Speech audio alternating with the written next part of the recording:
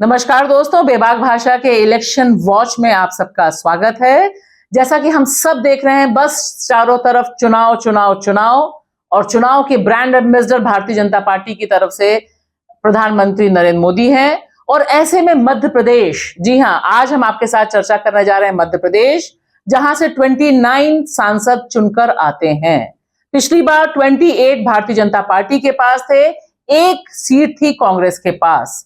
आज क्या सीन है, क्योंकि जब हम बात कर रहे हैं कुछ ही समय पहले वहां जो विधानसभा के चुनाव हुए, पहले की तुलना में 20 साल से वहां तकरीबन शासन है भारतीय जनता पार्टी का, और भारतीय जनता पार्टी ने पिछली बार शिवराज सिंह चौहान को किनारे किया और 163 सीटों पर कब्जा हासिल किया। इन तमाम पहलुओं पर हम चर्चा करेंगे वरिष्ठ पत्रकार राजू कुमार से, जो भोपाल में रहते हैं, और हमारी मुलाकात उनसे दिल्ली में हुई। आपका बेबाक भाषा में बहुत स्वागत है राजू। नमस्ते भाषा।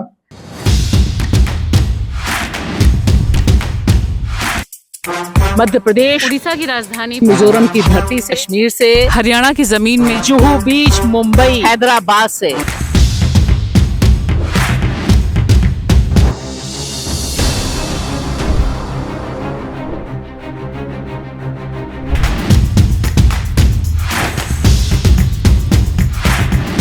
ये बताएं कि अभी जो दृश्य दिखाई दे रहा है कि 29 सीटें हैं मध्य प्रदेश से, 28 पर भाजपा का कब्जा है, और उसके बाद से सीन और बदला है। अगर नक्शा हम देखें, जो हमारे दर्शक देख सकते हैं, तो विधानसभा में और ज्यादा भाजपा का दबदबा बढ़ा है। तो ऐसे में इन चुनाव में क्या रहेगा मुद्दा? देखिए, इस चुनाव में जो विधानसभा के समय में जो मुद्दे थे, यानी मोदी की गारंटी की गारंटी, तो ये एक अजीब सा मुहावरा है जो हम जैसे पत्रकारों के लिए भी समझना बहुत मुश्किल होता है कि गारंटी की गारंटी क्या होती है। गारंटी तो अपने आप में पूर्ण शब्द है। तो इस तरह के जो मुहावरे गढ़ने में जो भाजपा खासतौर से आगे है, तो इसमें बहुत सारी चीजें उलझ करके रह जाती है। आम मतदाता को भी ये चीजें समझ में नहीं आती है कि हम मतलब डिसीजन किस चीज पर लें, क्योंकि मुद्दे जो है खासतौर से मध्य प्रदेश राज्यों में, चाहे मध्य प्रदेश हो या फिर उत्तर प्रदेश हो, ऐसे बहुत सारे राज्य जो है जिसको हम बोलते हैं कि इन राज्यों से पलायन का बहुत बड़ा मुद्दा होता है, बेरोजगारी बहुत बड़ा मुद्दा है, लेकिन खेती किसानी से जुड़े बड़े मुद्दे होते हैं। लेकिन इन सब के बावजूद ये मुद्दे बन ही नहीं पाते, चुनाव में मुद्दे नहीं बनते। और आश्चर्य की बात यह भी है कि आप नेताओं के जो भाषण होते हैं, अभी आप देख रहे हैं, तो पहले एक पैटर्न ये भी था कि स्थानीय मुद्दे भी कुछ कुछ बातचीत में, भाषणों में आते थे उभर करके।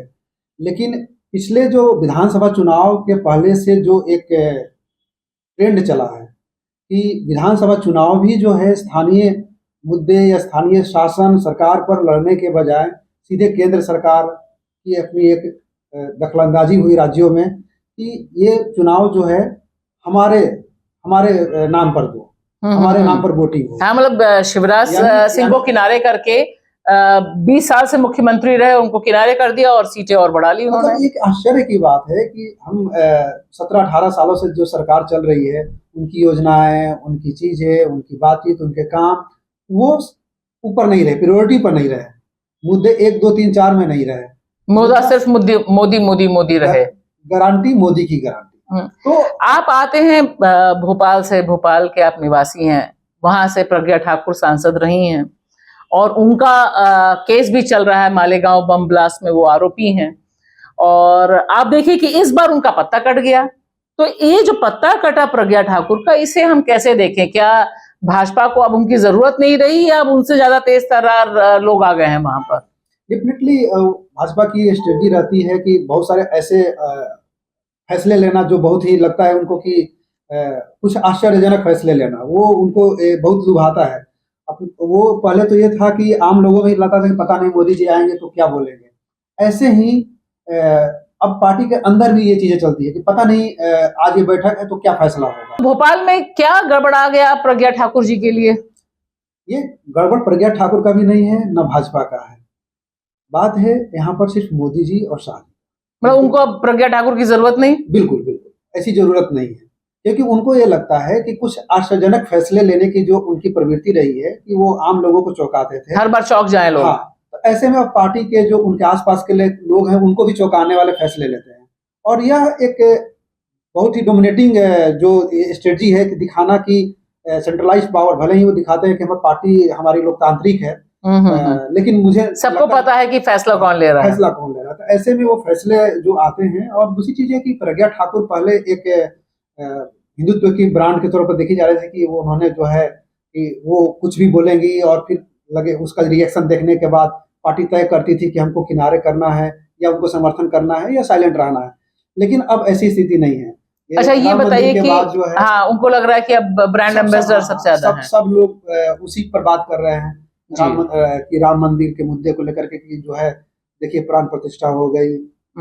और तो मुद्दा इसी पर है, चुनाव इसी पर है मध्य प्रदेश में भी। सारा अगर देखा जाए तो मध्य प्रदेश में जो है मध्य प्रदेश के मुद्दे, चाहे वो भ्रष्टाचार का मुद्दा हो, अलग अलग जो नौकरियों को लेकर के जो व्यापम का नाम बदलना और चीजें करना, पेपर लीक्स से तमाम चीजें वहां पर कंटिन्यू एक के बाद एक होते रहे हैं। लोग भूल जाते हैं, हम जैसे लोग भी भूल जाते हैं कि पता नहीं अब पिछली बार कौन से मतलब इस तरह के जो घटना हुई है, भ्रष्टाचार हुआ है, उसको लेकर के बात करें, क्योंकि ये मुद्दे बन ही नहीं रहे हैं। आप तो बहुत जमीन से रिपोर्टिंग करते रहे हैं और बहुत करीब से जानते रहे हैं मध्य प्रदेश का जो पल्स है। हालांकि पिछली बार चुनाव, जो विधानसभा चुनाव थे, उसमें कोई प्रिडिक्ट नहीं कर पाया कि भाजपा को पहले से ज्यादा वोट मिलेंगे, पहले से ज्यादा सीटें मिलेंगी। मैं आपसे ये जानना चाहूंगी कि इस परिप्रेक्ष्य में समाजवादी पार्टी के साथ कांग्रेस का समझौता हुआ है, खजुराहो सीट उन्होंने समाजवादी पार्टी को दी है। तो पिछला जो विधानसभा में गड़बड़ घोटाला किया था कि समझौता नहीं हो पाया था, कमलनाथ का एक अहंकार भी था कि कौन अखिलेश वखिलेश बोल रहे थे। क्या इससे इंडिया गठबंधन की कोई उपस्थिति मजबूत होगी? क्योंकि अभी सिर्फ एक सीट है, कमलनाथ के बेटे नकुलनाथ की सीट है छिंदवाड़ा से। इस बार क्या कुछ बदल सकता है, कैसा आप देखते हैं? नहीं, इसका पॉजिटिव इम्पैक्ट पड़ता है। एक बहुत सारे फाइट में अलग अलग जो कंस्टिट्यूएंसी है वो फाइट में आ जाती हैं, क्योंकि लोगों में मैसेज तो जाता ही है कि गठबंधन में सपा का इनका साथ है। अगर आप अलग अलग लड़ते हैं तो कैडर चाहे जितना भी हो, अगर सपा का कैडर है या कुछ डायलेमे वाला कैडर है तो उनको ये लगता है कि पता नहीं हम किसको वोट दें किसको नहीं दें। तो कुछ वैसे वोटर्स जो जिनको लगता है कि हमारा वोट खराब ना हो, जितने वाले कैंडिडेट को देना पसंद करते हैं, वैसे लोग बहुत सारे बढ़ जाते हैं।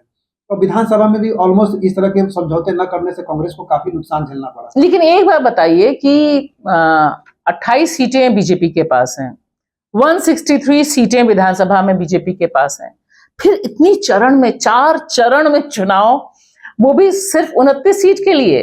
हम देख रहे हैं कि तमिलनाडु में एक चरण में चुनाव है जहां 39 सीट्स हैं, और मध्य प्रदेश तो कोई ऐसा ट्रबल्ड स्टेट भी नहीं है, 20 साल से भाजपा का शासन है। तो 4 फेज में क्यों चुनाव यहाँ पर? देखिए, 4 चरण में चुनाव होने से राजनीतिक दलों को फायदा होता है, और वो फायदा डेफिनेटली जिसके पास संसाधन है वो ज्यादा उठा पाएगा, क्योंकि उनकी रीच बढ़ेगी। अगर एक अलग अलग फेज में है, देखिए भाजपा जो है जीते हुए स्टेट को भी वो उतने बहुत ही नॉन सीरियस तरीके से नहीं लेती है। मतलब राजू, आप ये कहना चाहते हैं कि मोदी जी भी कॉन्फिडेंट नहीं है मध्य प्रदेश को लेकर, इसलिए 4 चरण में चुनाव है? अब देखिए, कॉन्फिडेंट तो वो कहीं से भी कोई नहीं हो पाता।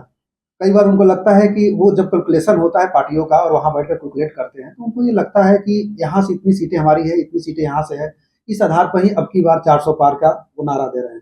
अगर वो नारे पर सीरियस तरीके से काम कर रहे हैं, उनके जो बीजेपी के स्ट्रेटेजिक लीडरशिप है, तो डेफिनेटली वो नहीं चाहेंगे कि ऐसी जगहों से जहां से 100% हमको जीतने की संभावना है, वहां पर किसी भी तरह की कोई कमी छोड़ी जाए। और यही कारण, तो ये 100% गारंटी है मोदी जी की? हाँ, डेफिनेटली ये कह सकते हैं कि ये गारंटी उनकी अपनी तरफ से है कि हम इन सब कोई भी सीट छोड़ेंगे नहीं, कोई सीट छोड़ेंगे नहीं। लेकिन मैं इसमें ये जोड़ना चाहूंगा कि चाहे ये कितने भी फेज में हो, बहुत सारे चीजें जो मैटर करते हैं कि कई बार स्थानीय स्तर पर कुछ चीजें बदलने की संभावनाएं रहती है। खासतौर से आदिवासी बेल्ट में अभी भी जो है कांग्रेस इतनी कमजोर नहीं है जितनी उसको दिखाई जाती है। लेकिन सवाल यह है कि कांग्रेस उस पर कितना वर्क कर रही है, या आगे आने वाले फेजेज में वो कितना वर्क कर पाएगी। सेंट्रल लीडरशिप जो है, केंद्र के जो उनके नेता हैं, वो कितना वहां विजिट कर रहे हैं। क्योंकि देखिए, आपका जो राज्य है मध्य प्रदेश में, आपका राज्य कह रही हूँ, वहां तो कांग्रेस से लोग भाग भाग के दौड़ दौड़ के बस छूट रही है भाजपा की, पकड़े जा रहे हैं, सारे के सारे भाग रहे हैं। कमल जी का भी नाम आ ही रहा था, पता नहीं लास्ट मोमेंट में क्या गड़बड़ा गया, वो तो अलग कहानी है। तो इतने लोग जब भाग रहे हैं कांग्रेस के, तो मुझे तो डर लगता है कि कांग्रेस के पास कैंडिडेट्स भी टिकेंगे कि नहीं टिकेंगे अंत तक।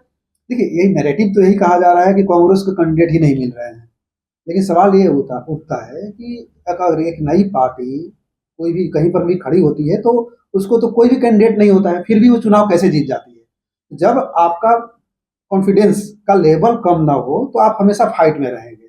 आप अलग अलग कारणों से आपका कॉन्फिडेंस कम होगा तो डेफिनेटली फाइट में रहेंगे। एक कैंडिडेट सुरेश पचौरी, अगर हम जाते हैं वहां तो सुरेश पचौरी ने कोई चुनाव नहीं जीता है जी।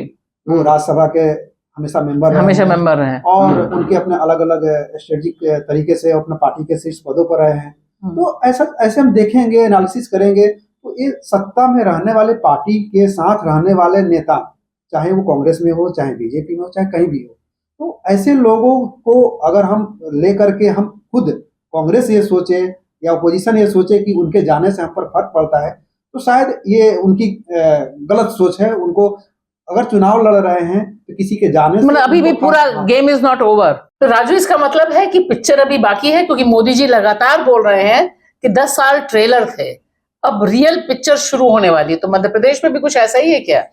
नहीं, 10 साल की बात अगर हम ना कभी करें तो मुझे लगता है कि अभी 2 जून तक जो चुनाव है, जब तक रिजल्ट ना आ जाए तब तक तो पिक्चर बाकी ही रहेगा। रहनी चाहिए, बिल्कुल रहनी चाहिए, नहीं रहेगा ही। मतलब हम ये नहीं कह सकते कि जब तो फिर चुनाव की जरूरत ही क्या होती। जब चुनाव है, चुनाव में सारी पार्टियों को, ये लोकतंत्र है, लोकतंत्र में हताशा निराशा से परे होकर के सबको चुनाव लड़ना है। बिल्कुल आखिरी सवाल, आपको क्या लगता है कि कांग्रेस 1 से 2 हो पाएगी या 0 पे आ जाएगी? नहीं, मुझे तो ऐसा दिख रहा है कि शायद इस बार जो है 3-4 सीटें भी कांग्रेस की आ सकती है, खासतौर से आदिवासी बेल्ट से और विंध्य क्षेत्र से इसकी संभावना ज्यादा है। और यही कारण है कि मोरली, मतलब जो देखा जाए कि कांग्रेस को मोरल डाउन करने के लिहाज से ही बहुत सारे प्रयास करके वैसे लोगों को पलायन करवाया जा रहा है। कोशिश, मतलब एक बहुत ही, क्योंकि चुनाव के समय में इस तरह की चीजें बहुत कम देखने को मिला है, शायद दिखा ही नहीं है। ये पहली बार है ऐसा कि चलते हुए चुनाव में इस तरह के लगातार नेता जो है इस तरह से दूसरी पार्टियों में जा रहे हैं। तो मुझे लगता है कि यह एक उनका अंदरूनी भय है और इसको अगर कांग्रेस देख पाए, समझ पाए, तो मुझे लगता है कि कई सारी सीटों पर वो फाइट बेहतर तरीके से कर सकती है। चलिए, इसी टोन पे हम बातचीत अपनी आज की बंद करते हैं। ये वैसे भी हमारा भी कर्टन रेजर है मध्य प्रदेश के लिए। हम आगे अपने दर्शकों से मध्य प्रदेश और मध्य प्रदेश के डेवलपमेंट आपके जरिए देखने की कोशिश करेंगे। बहुत बहुत शुक्रिया बेबाक भाषा से जुड़ने के लिए। धन्यवाद।